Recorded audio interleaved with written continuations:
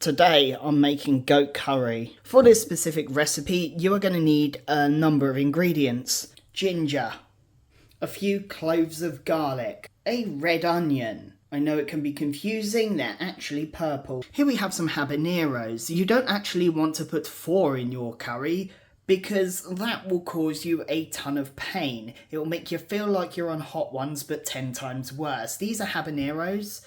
They are quite spicy chilies. I'm going to put 2 in mine, maybe 2.5. But I've got 4 just in case I want to edit the spice levels of this curry. Because this is quite a spicy dish, but spicy is nicey is what we say in my household. We don't say that, I've never said that in my life. For this recipe, you're also going to need half a can of chopped tomatoes. And for the spice section, we've got some cumin seeds, some coriander, Tikka curry powder, and some Aromat. Aromat is quite important. You don't need a lot, but it will enhance the flavour of this dish. In the description of this video, there will be the full recipe, so check that for any extra ingredients I forgot to mention. For this recipe, you're unfortunately going to need a slow cooker or a pressure cooker. There will be times and how long it takes to cook on screen right now. The slow cooker, it's about 5 hours, 5 or 6 hours, give or take. But halfway through that, we're going to add the coconut milk. Any coconut milk will do, whatever you fancy. Creamed coconut, if you can get hold of it, is a really nice addition, especially to a curry like this. So you're going to want some of this if you can get hold of it. It's not vital for the recipe, but it will still be quite nice. So this is a goat curry, which requires goat. Some people say that don't eat goat, goats are cute. I say they're delicious. I get this from a website called Kezi Foods. Link will be in the description. I'm not sure if they supply in America, if that's where you're watching this from, but I'll double check and put it on screen. Now what we're going to do is we're going to prepare the ginger and the onion.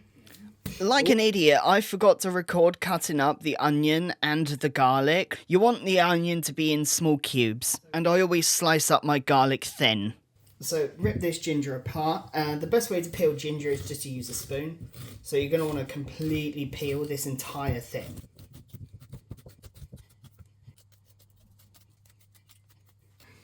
So you've got all of that ginger, let's just get rid of this. For the ginger, you're going to want to slice it quite thinly, like so. Go down the middle, like that, so they turn into like sticks. I think the French word for this is julienne. You got that, but we're not French. We don't like the French. That, and you want to do this to all of the ginger.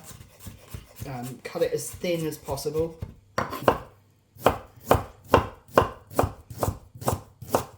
A good technique is to always rest the knife on your fingers, like so. Use that to guide the knife. Remember, you shouldn't be afraid of the knife. The knife is more afraid of it than you are of the knife. After the ginger's done, you're going to want to transfer it into a bowl and put it to the side. And a little bit of a tidy down. Now I'm going to cut up the habaneros. You want to be really careful with these, because you see I touched that with my hand. Now my thumb is spicy. I don't want to be going and scratching my eyes, ears, or going to the toilet, because I speak from experience, it's not fun when you rub your eye with habanero on your hand. A lot of screams happen. So what I'm going to do with this is I cut the top off and I'm going to cut it down like so.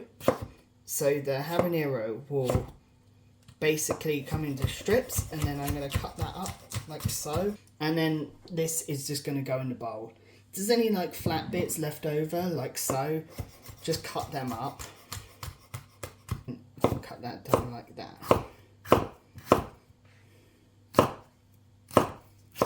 You want the seeds and all. It's nice to leave the chili just slightly chunky because it adds to the flavours. So now that this is like that, you can...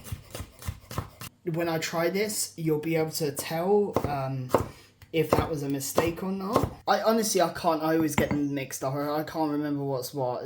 These two things together are pestle and mortar. You don't actually need one of these for the recipe itself, but we're going to grind up the coriander seeds and the cumin seeds. And a bit of pepper as well. I might have forgot to mention that. I'll show you the measurements now. So get yourself a teaspoon, and about that much pepper should be enough. Coriander seeds, I would say about that much. And the cumin seeds, I would say about that much. If you ever buy a pestle and mortar for yourself, there's a lengthy process to get it up and running. So make sure to Google them. I highly recommend them. They're really, really good. So we're going to grind these up. Just do it in a circular.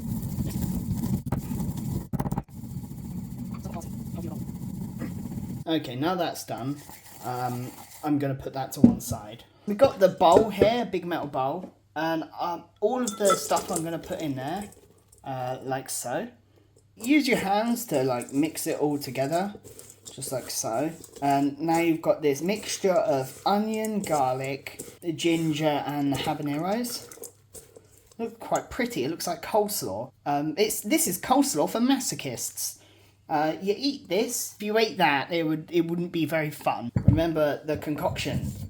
Yeah, so that's going to want to go in there. Just like so, don't mix it yet. For this, you're going to want 3 large tablespoons of the Tikka curry powder. 3 sprinkles of the Aromat. Or just 3 pinches of salt. And here's a secret ingredient. Don't tell anyone about this, or I'll hunt you down. You're going to want 1, 2 teaspoons of jerk paste. You're going to want to put this bowl to a side. Cooking is about exploring and learning from your mistakes. I made a mistake in this video and got bone-in goat, which means the goat had bone in it. And it wasn't very good. So more on that later. With these, I've also got these Indian-style rotis. You can use any kind of bread that you see fit, but I felt like these fit the aesthetic of the dish a lot better than the conventional naan bread, but it's completely up to your choice what bread you want. I've put all of the goat in a bowl with the ginger and the habanero and the spices and everything, and now I'm going to mix all of this up. There we go. Now that all of that is mixed together, you're going to want to wait 24 hours for this to marinate.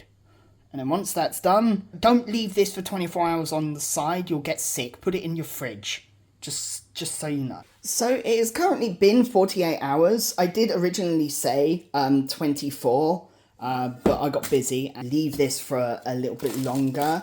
And that's because, unfortunately, I bought the wrong kind of goat. But this is just something that happens when you're, home cooking and everything. So I wanted to document this as a lesson or of sorts. Like, not everyone's going to be the best chef in the world. I am far from it. I just have knowledge in cookery and everything. So this has been sat here for 48 hours, not on the side in the fridge, just mind you.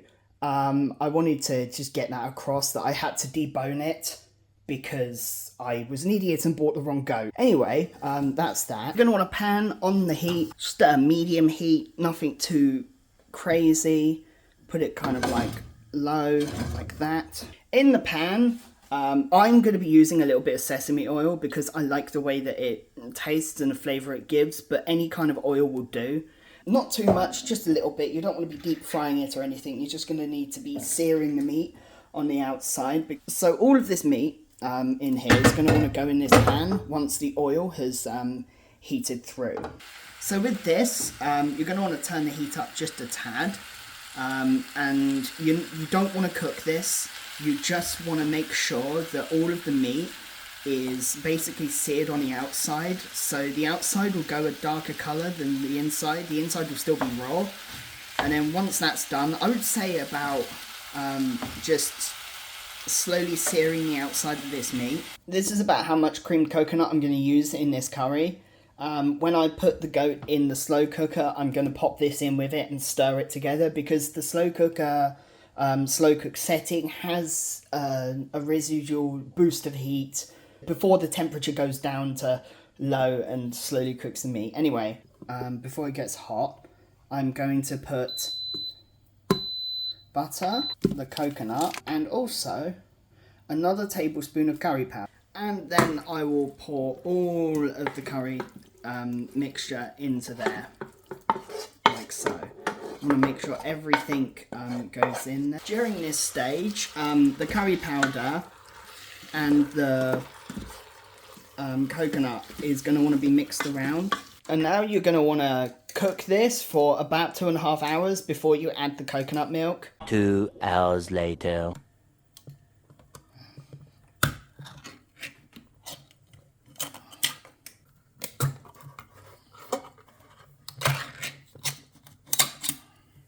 Remember, some of that fat could definitely be from the coconut. So you're going to want to pour the coconut milk in there.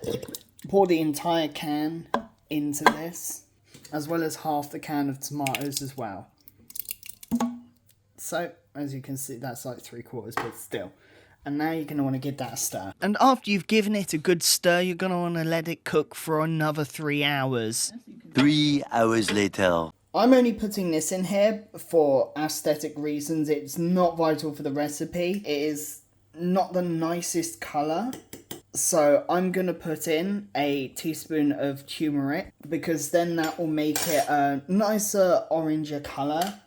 And it will just make it look better on the video. That's honestly the only reason I'm doing this. This whole dish is very nearly done. I need to do one more thing, and that's make a little thickening concoction. I'll show you how to do that now. A tablespoon of flour in there, just like so. And now we need to add some water. Now that there's water in there, you're going to want to stir this together. This can be used for anything that you want to thicken. And then once it's been blended, you just want to take that up here and pour that in there. And then the moment you've poured it in there, you're going to want to distribute that into the curry, and then it will start to thicken. You'll be able to see the curry is now getting much, much thicker, and it'll be much nicer and sit in the bowl a little better. As long as you distribute all of that and try not to break up the meat too much, it should be wonderful. And you can see that it's got a lovely orangey colour now, thanks to the turmeric. And I'm going to put one. Usually with rice, a small handful, like so, is enough for one person. So I've got enough here for about 2 people, me and Brie. 3/4 of the pan has been filled up with water, and it's on a medium heat, 20 minutes. This dish is absolutely wonderful. And now that the curry is done, I've made this dish once or twice before, but I wanted to share it with the world because I think that it's truly something special and something that people should experience. I'm now going to plate it up. First by adding a small amount of rice, and then by pouring the curry into the bowl. I heated up the Indian roti in the oven, and I'm going to place that right there. And this curry is delicious. When I say it is good, I mean it. It's really nice. It's less than of an Indian flavour, but more of a Caribbean style. It's a Caribbean curry, and it is really, really good. I'm not going to be stuffing my face with this one on screen. I'm going to go enjoy my wonderful dinner. It has taken like 45 hours to make. Just so I don't disappoint anyone, I'm going to show how ludicrously tender the goat has become. It literally falls apart. And I'm going to try a little bit and let you know what I think. It is very spicy. Goat has a very unique flavour about it. And it is really, really delicious. I should have put 2 habaneros, not 3. Not 2.5. I think that half put it over the edge a little bit. But the flavours all accompany each other really, really well. So I hope you enjoyed this video, and I hope you learned something. I've been That Atomic Chef, and this was the Caribbean goat curry. Wonderful. Absolutely wonderful.